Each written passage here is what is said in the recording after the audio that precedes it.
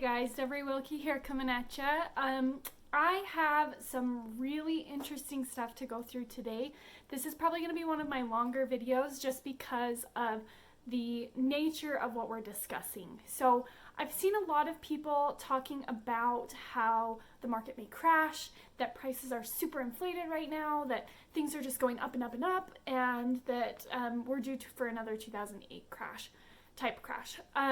I want to state some facts here, share a little bit of my opinion, and hopefully calm the waters a little bit. So, as you know, on the news and other media outlets, panic sells. And what I mean by that is anytime you have a scary or intense story, it definitely gets the headlines. Calm stories, things that say everything's fine, usually don't get the highlights near as much as panic, everything's gonna die, it's all gonna crash and burn, and we're all dead. Unfortunately, that's the sad truth. That's the world we live in. We as humans tend to be drawn to bad news for some reason, rather than feeling confident in the good news. So I want to share a couple of different things, especially here in Utah with our market. So the Utah market is a little bit different than other states. Utah has chosen to remain open a lot more than other states in the U.S. with the coronavirus. So kind of an interesting fact for you, as of this last week, so today is May 29th, we're at the end of the month, we're hitting June. We should have new stats coming out here in the next couple of weeks for the end of May. But the U.S. had a 21-ish% unemployment rate over the last little bit. So that's a lot higher than what it has been, obviously. And interesting fact for you, here it comes. Utah is only at 9.6% unemployment. So kind of interesting. We're less than half of what the national average is for unemployment. And I think that's really, really important for the real estate market and for house prices. So the NAR, the National Association of Realtors, is one of the biggest organizations for professionals. So NAR has all of the realtors. If anyone that is a real estate agent has the title of realtor, they are a member of NAR. And they do some crazy, crazy intense research every month to see what the market conditions are, to see where things are at. And for April, so we're at the end of May, but they don't have May stats yet out. This is going back to April, so it counts all of April up until the end of April. Let me find you this interesting stat. So property values have continued to go up. That's not what I wanted to share though. Let me see if I can find the right one. So among contracts that were terminated, meaning somebody was under contract on a home, a buyer and a seller had agreed to the terms of the sale, they terminate that. So they say, okay, we're going to back out. We're no longer interested in this property. Any of those contracts that were terminated, according to realtors, 31% of those were terminated due to buyer job loss. So that's nationwide. So a third of contracts that went out, right? So that's not including all transactions. That's just those that were canceled, were due to job loss of buyers. And that's only a third. So there are other things that went into it, basically mostly related to the coronavirus, that things weren't appraising for what they were. I guess that was only 3% of the contracts that were terminated. So let me explain a little bit why an appraisal is important. An appraisal basically determines the market value of a property and gives the lenders security in knowing that the property is actually worth what the buyer is paying. So this is really important for lenders to see. It's also important for us to see that homes are still appraising for what people are paying for, and only 3% nationwide of contracts that were terminated were due to the home not appraising. So values are sticking is basically what that stat is telling us, is that home values from when homes went under contract to when they were canceled, if they were canceled in April, right, only 3% were due to the appraisal not coming in at high enough. So kind of an interesting figure for you. Think about that, think about how that affects the market. And let's think about home prices. And home prices, I know, are so important to so many people.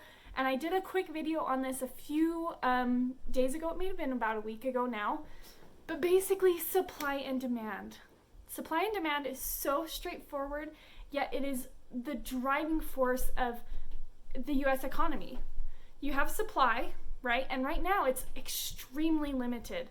I'll have to see if I can find it in this document, what the actual stat is for the number of listings and how much it's decreased, but it has significantly decreased due to the coronavirus. But the number of buyers has remained fairly strong. The number of buyers has not decreased nearly as much as the number of sellers. So we've got sellers, right? Here's our level of selling. Here's our buyers, because even before coronavirus, it was much higher. We had way more buyers than we had homes on the market. And now that's dropped even further, but our buyers are still buying, right? They're still interested. Obviously, there are some that have lost jobs. Not nearly as many in Utah as compared to the rest of the nation. But there have been, even if it was a significant drop in buyers, it's not matching the lack of homes that we have on the market. So low supply, high demand means that prices are going to stay steady or continue to increase. So just think about that supply and demand. If we had an influx of sellers and homes just hit the market like crazy, which is what happened in 2008, right? That's when prices plummet and there's no buyers, right? But we're having the opposite problem right now. So we still have tons of buyers, not so many sellers. Supply is low, demand is high, which means prices are continuing to go up. And that is really, really important to take a look at. Another reason why we still have so many buyers is because interest rates are still incredibly low. So it's still a good time for buyers to get into homes, especially when home prices go up, rental prices go up. So people that may tell you to wait out the market, right? Ride the market. If you want to have a conversation with me about that, let's have a one-on-one conversation. See what fits your needs. But the majority of the time, it's going to be better for you to get into a home when interest rates are so incredibly low. Because even if prices drop and interest rates go up, you're not in that much better of a situation if prices are way lower. And I don't see prices, especially here in Utah, dropping anytime soon. That's just my opinion based on what I research every single day. I study the real estate market every single day, and that's what I've found.